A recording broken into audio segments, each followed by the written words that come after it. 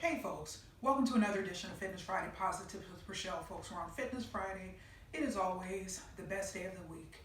Gotta love it. Folks, wrapping up this sub-series here by discussing some very serious, and certainly this is probably going to be the most somber episode in the history of the Fitness Friday Positives. But again, and we want to have a panoramic view in 2022. And so I want to enlarge your vision, just encourage you, as I did the last couple of episodes, to just really think about some of the challenges and issues and problems, and in this particular case, some unfortunate and some tragic situations that can happen in fitness facilities.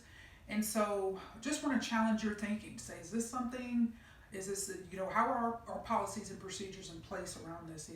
We need to tighten some things up? Only you know the answer to that. So I just want to challenge your thinking a little bit. As we wrap this up today, and want to give a trigger warning, a content trigger warning. This is going to be a very tough episode, very, very, very somber, and so got some tough topics here.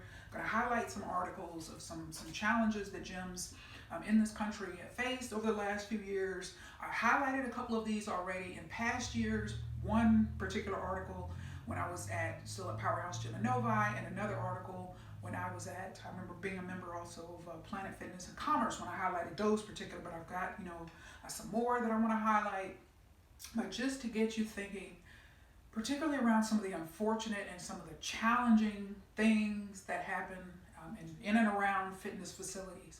But you have to remember, fitness facilities are public places, so unfortunately, some of the same unfortunate acts and activities that happen outside of gyms, studios, facilities happen inside and around fitness facilities as well. And so I want to give you a content trigger warning. There's some tough topics here today. Going to be highlighting articles that discuss child abuse, sexual assault, murder, suicide.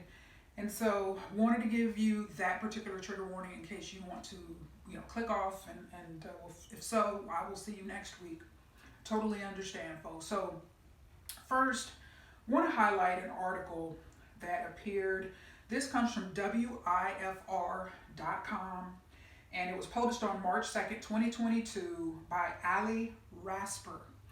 And so the title of this article is Loves Park Family Claims 3-Year-Old Suffered Abuse at Local Fitness Gym. Right under that it says, Peak Sports Club has since fired the 3 teenagers allegedly involved in the incident. So I'm going to go ahead and read this one. A State Line family files a complaint with police claiming their 3-year-old son suffered verbal and emotional abuse at the Peak Sports Club daycare. The Albayati family joined Peak Sports Club 9 years ago. Recently, their 3-year-old Amir joined them and spent the day at the kids club, a short-term daycare. But the Albayatis say never again. It's heinous, it's shameful, it's disrespectful, Albayati said. Aladdin Albayati and his wife stood devastated as they watched a video of their son in daycare at Peak Sports Club. They claim the video, which was sent to them, shows 3 teenage girls mocking their toddler Amir as he cries for his mom and dad. We've noticed a lot of changes in our child's behavior at home, and every time we try and bring him over, he would act terrified. A lot of distrust, a lot of discomfort, Albayati said. Peak Sports Club released a statement Wednesday regarding the incident. Recently, we learned of some completely unacceptable behavior by former staff of the kids club towards members enjoying our facilities. We take this very seriously, and these team members are no longer with our organization. Albayati says in February he and his wife also noticed bruises on their son's body. The 3-year-old allegedly told his parents someone at daycare hit him. My advice is, if you are a parent whose kid's in there, make sure do not take your child in there unless the 3 girls have been removed, Albayati said. Albayati says he's pressing charges because he doesn't want this to happen to any other child. If you are a person that's been abused in there, come out, speak up, Albayati said. 23 News spoke with other families in the area who saw the video and say they are frightened by the situation. One mother of 3 says while in the past she trusted the daycare facilities at Peak, Now she's not sure. 23 News also received reports that a claim was also filed with the Department of Children and Family Services regarding the situation. So that is the first article. Not going to be giving commentary like I typically do. These are pretty straightforward, and you just draw your own conclusions and just think things through on your own. The next article, as it loads up here, comes from WFAA.com. The title of this article, and a couple weeks ago when I highlighted the Brittany Dawn Davis episode, where the state of Texas, the Attorney General had filed a legal complaint against Brittany Dawn Davis. Actually, when I was researching that case, I actually came across this particular article and decided, at some point I wanted to highlight it, and so I'm going to highlight this today. So this article is entitled, 3 Georgia Men Arrested for Murder and Fatal Assault of Security Guard at North Texas Gym, Police Say. Goes on to say, police said Patrick Pregene, age 43, died after he was assaulted at a Fitness Connection gym in Mesquite, Texas, folks, on January 22nd. So this was published by Alan Cruz, and it was January 29th, 2022. The article goes on to state, 3 men from Georgia have been arrested and charged with murder after a security guard at a Mesquite, Texas gym was fatally assaulted last week, police said. Mesquite police said they responded to a call around 4:30 p.m. on January 22nd about an assault at the Fitness Connection gym in the 2000 block of Northtown East Boulevard. According to police, witnesses told officers that a security guard had been assaulted by multiple people. The victim, who was found lying unresponsive on the floor, was transported to a hospital where he died, police said. The victim was identified as Patrick Pregene, age 43, of Dallas. Mesquite police said on Friday that an investigation led to the arrest of 3 suspects from Augusta, Georgia: Xavier Williams, age 20, Darius Williams, age 26, and Cameron Walton, age 26.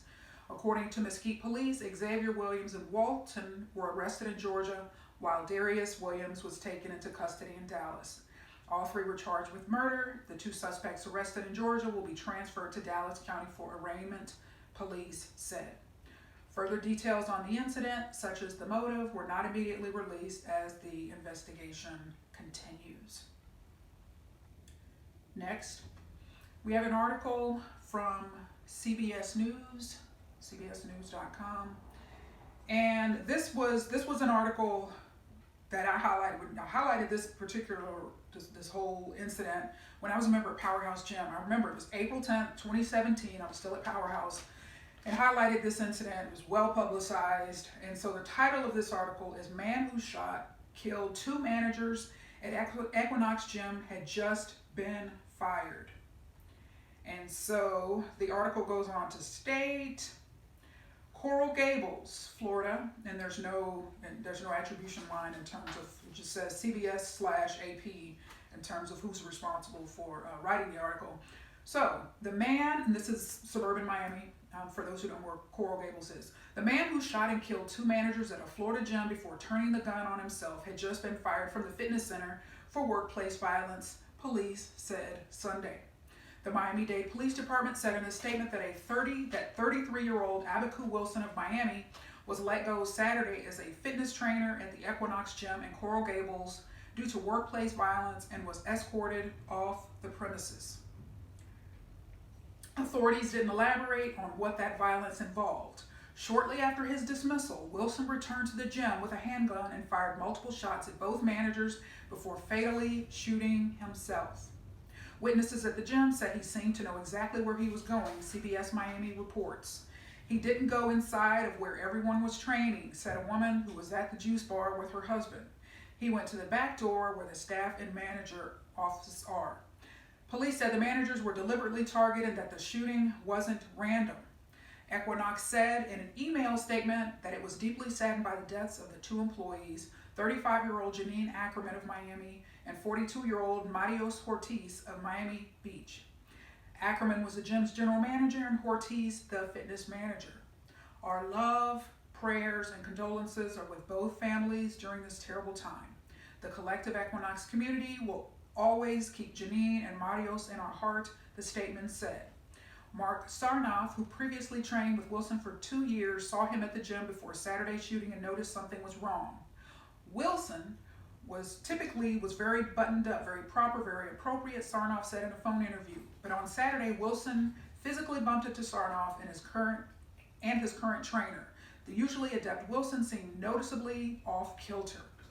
He wasn't clean shaven, and he seemed to be slurring his words, said Sarnoff. He said, "I'm sorry, I'm just off balance this morning." The shooting happened about 1 p.m. Saturday at the upscale Shops at Merritt Park, which is a few miles from the University of Miami campus. Shoppers, diners, and mall restaurant and people in workout gear ran into safety or took cover after reports of gunfire. 5 shots. Ovi Vieira, who was in the men's locker room, told the Miami Herald. It was too loud for it to have been a weight dropping. Within 2 seconds, people started running out. The commotion got the attention of a Coral Gables officer who ran into the gym, CBS Miami reports. Sources said Wilson saw the officer, ran into a bathroom, and shot himself. Management at the shops at Merritt Park activated their alert system and the mall was evacuated. Some were sheltered inside stores and the entire mall was shut down for hours. Wilson trained Evelini Bastos-Klein shortly before Saturday's shooting. She told the Miami Herald that he didn't seem distracted and that she didn't notice anything unusual during their session. An Instagram account in his name is filled with shirtless, muscly photos talking about bodybuilding competitions that he was preparing for. In December, a posting said he had gotten a blue belt in martial arts. Ackerman, one of the victims, studied on a field hockey scholarship at Florida International University. University Vice Provost Steve Mole, who taught Ackerman while she was working on a master's degree in hospitality, described her as the whole package. She was smart, she was athletic, she was charming, she was determined, he said in a phone interview. He said she was a hard worker who shined at everything she set her mind to. The New Jersey native was once chosen out of more than 1,000 students as the student leader for the prestigious South Beach Wine and Food Festival, and later went to work at the Fontainebleau Hotel, he added. She'd been promoted to general manager of the upscale gym in August. My initial reaction was, no, this can't be. Why would anybody want to hurt such a lovely person, he said. Friends and colleagues described Hortis as a beloved spinning instructor with a generous spirit and warm demeanor. A photo of Ortiz clad in black workout clothes sitting on a bike while leading a class circulating online.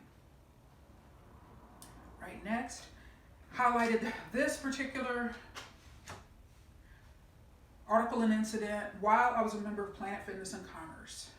And so as it loads up here, this article is from KNOE, which is a station KONE.com. The title of this article is Monroe, Rape, Robbery Suspect Targeted Planet Fitness Customers by Matthew Segura. And so this was published June 22nd, 2018.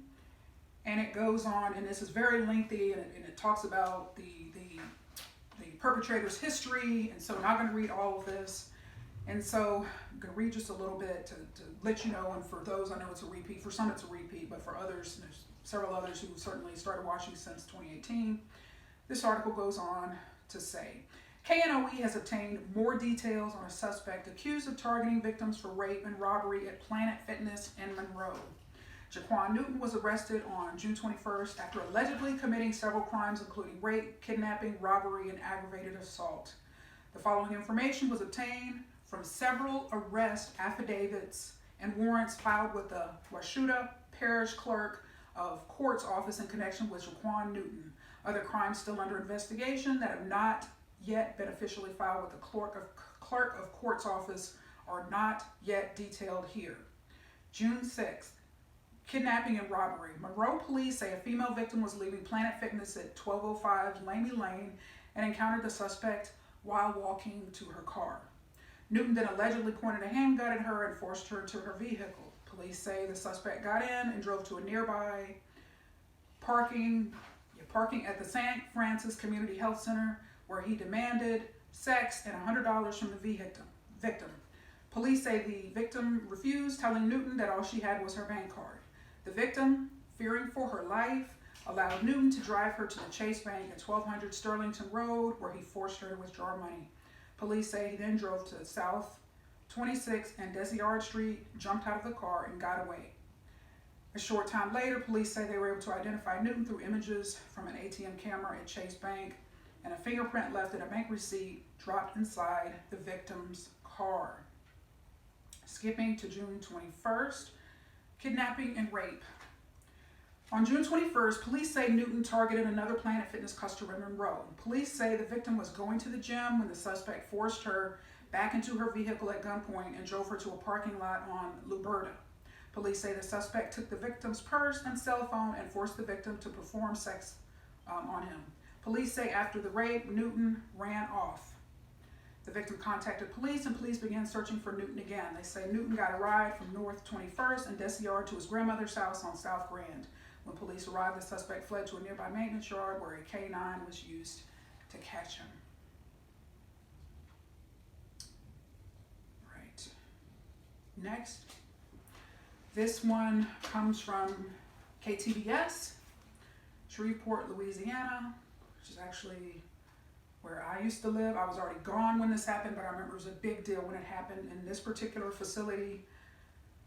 This particular facility was actually one that is a privately owned. It's actually since closed. Back in '96, I visited once. I was in year 2 of my fitness journey. Visited then one time. It was Quail Creek Fitness Center. It then became Element Fitness. And this happened, and I visited one time, and then went back, resumed my workouts at the Barksdale Fitness Center.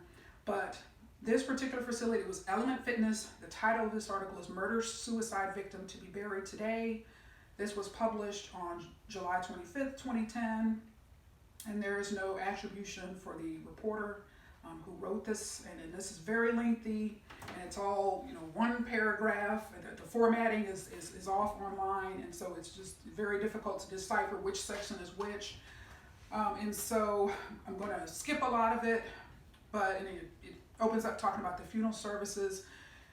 And so let me just go ahead and read a few parts of this. So funeral services are scheduled in Baton Rouge on Monday for Kristen Leonard, the nurse killed in Shreveport last week by her suicidal ex-boyfriend who shot himself as police moved in to arrest him at a stoplight a few miles from the murder scene. Leonard was a victim of domestic violence. She had gotten a protective order against Josh Miyagi last fall after a series of incidents that left her unsure of what he's going to do to me. Leonard and Miyagi, a medical student, had lived together before their breakup last year. Their relationship afterward was contentious, court records show. The day after Miyagi's arrest for causing a disturbance at Leonard's apartment complex, she had sought a protective order against him. "I am scared of him because he has guns," Leonard wrote in her request for the protective order. "He's furious because I left him and I'm unsure of what he's going to do to me."